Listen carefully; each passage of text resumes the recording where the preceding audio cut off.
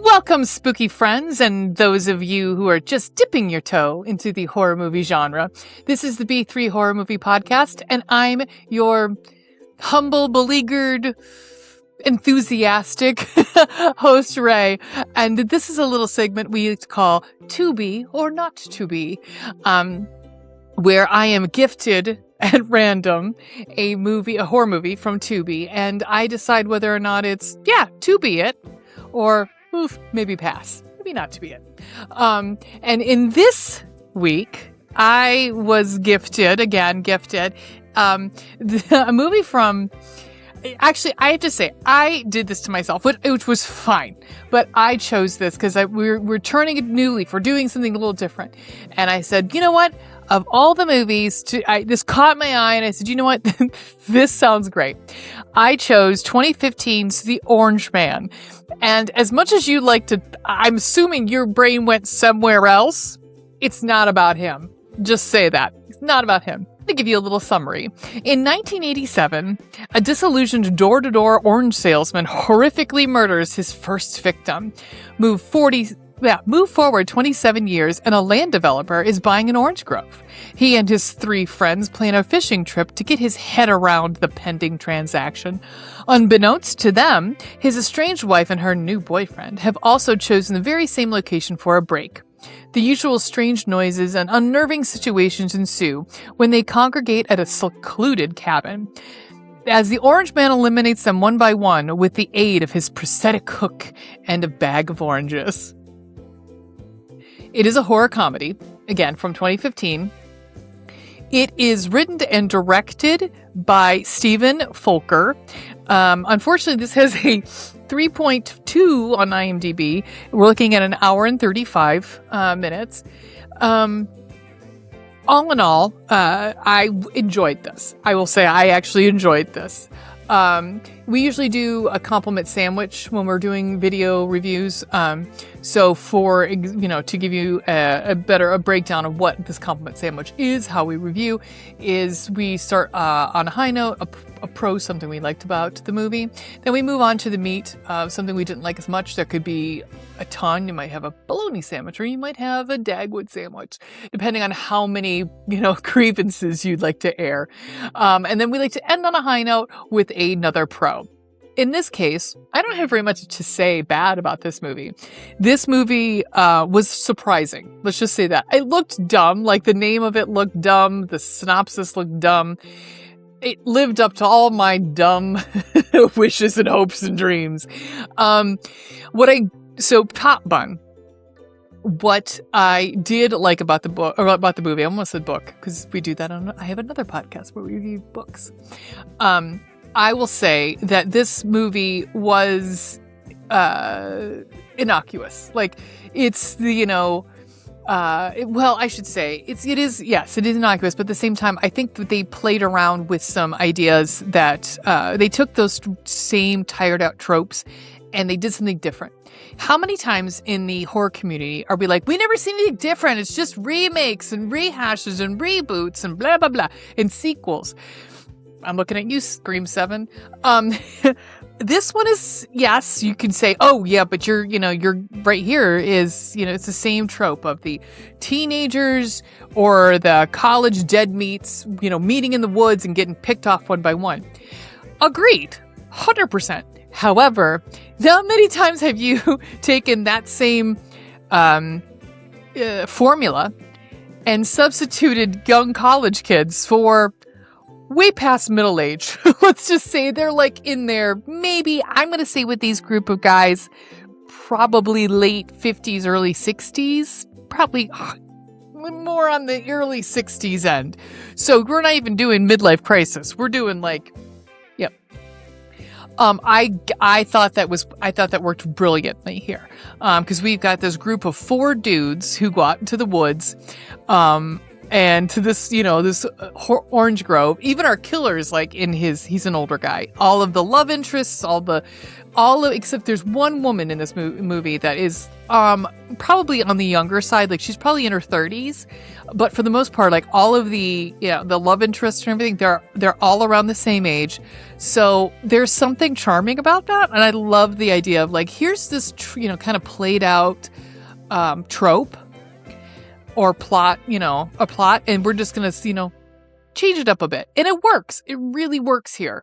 Something I didn't like as much, I will say, I think not so much I didn't like as much as I think you could add to it would be, I needed more of those jokes that would be like, they'd come in and there'd be a joke about like, somebody couldn't get it up, because, they had to take a Viagra because these are older guys, something like that. I mean, I'm not a huge fan of those jokes, but I could see that there, or not even just those ones, but like, oh my gosh, my sciatica, or like whatever, or it's harder for them to, run from the killer because they're so, they're getting up there in age. It's hard to run. I would have liked a little bit more of that. But for what it's worth, for an hour and 35-minute movie, horror comedy, it works. It works. So the bottom bun, something else I liked about it, I think that they put their money in the right places. One scene in particular, the first scene actually, the first kill, I thought worked really well because they showed just enough, and they showed it in the perfect timing. For instance, the first kill is a hook through the jaw, comes out through the mouth. We don't see that. We see it after it's out through the mouth. It looks great. Like, I'm sure it's a prosthetic. Obviously, they don't really hook a real person, but like the prosthetic works and the blood works around it. Like the effects work really well. If it had been more,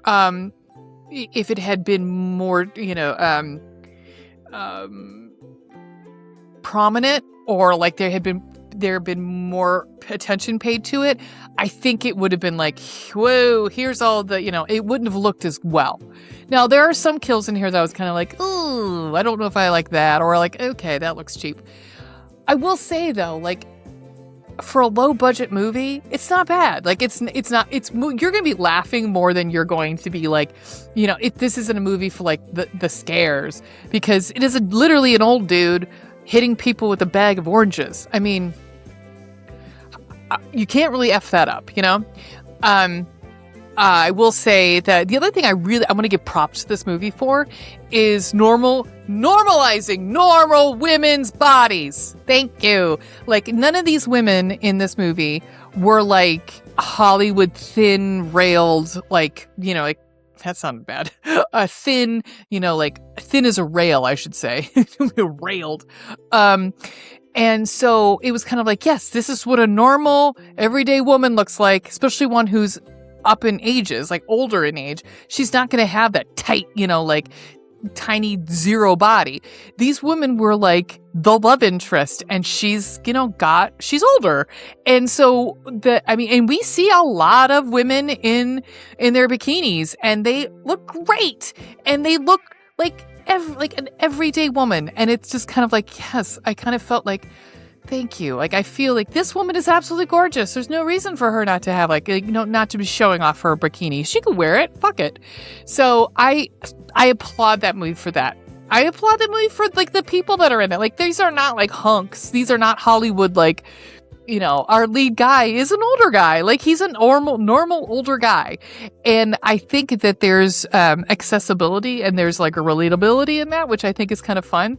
So you're not I think there's a bit of, when you have that like Hollywood sheen to it, and you have to have these like perfect bodies and everything, there is that moment, there's a bit of like accessibility, I guess that's the word I'm looking for, or relatability, that I think general audiences, there feels like there's like that as a block. There's definitely like a bit of like, oh, I'm the outside looking in. Here's kind of like, oh yeah, I could totally see myself playing that part, or yeah, I could see myself as an actress being like, yeah, I could totally do that.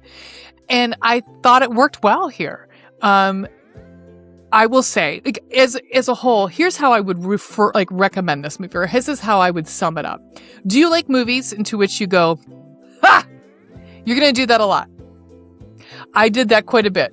There's one scene in particular with the like this girl who's, you know, this is the younger woman who is sunbathing, and one of the guys in the group is like doing something to himself. He's doing something to himself as he's watching her bathe and naked.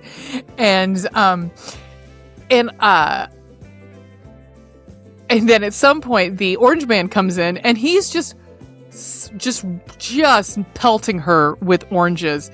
And I laughed so hard.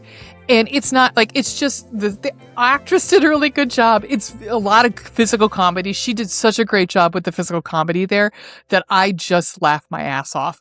And it's such a short little clip, but again, yep, you're going to have a lot of those. So how we rate things on this podcast is we use a 4 categories, 5 stars, 5 points rating system. So our ratings, you know, our points can be 1 being the least, 5 being the most. So like 1 in blood and gore could be like the one, like a little bit of blood, and then 5 is Evil Dead Rise, you know, or any Evil Dead, or the substance levels of blue. So for here, we're going to start with blood and gore. 1.5. I mean, the hook thing through the mouth is pretty cool.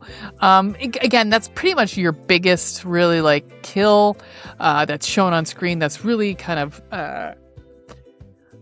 graphic. So then spooky, scary. I mean, 1. I mean, there's 0. There's no, it's not scary. Sex and nudity. Now, there is a masturbation scene. We do not see anything. There's a lot of sex talk, but there's nothing here. And we don't even see boobs. Like, we see women in bikinis, but we don't see anything. And same for the men. We don't see anybody naked. So I'm going to say 1. And then fun and entertainment. This is a fun 2 for me. I would recommend it if you're into something you just want to, put on the background and giggle every so often. 100%. Is it riffable? I don't know necessarily if it's riffable. Riffable for me is hard because if it's a horror movie, it's a comedy, it's kind of tough to riff because it's already funny. Like it should be funny. But it's kind of like this where the joke's already there. Like, so I don't necessarily know if it would be a riffable movie. But I would totally recommend 100%. I don't know what I'm going to be doing next. I did not hit the randomizer, so you'll just have to check back in and see. But I'm going to be trying to do these every week. And we do have a weekly horror podcast that might be changing how it all, the release times and how we're going about things in the future. But for right now, this segment is going to be a weekly segment. But you can follow us on all of our down below in our downstairs areas, I like to say. In our description is like our social media, our email, our website, all that stuff, how to find us. Hit the notification button, subscribe. If you have, if you have hype points and you want to throw us some hype points, totally. If you like this, check out our other videos. Very similar. We do mostly reviews on this podcast or on this this channel. But until next time, keep it spooky, bitches. Boogans.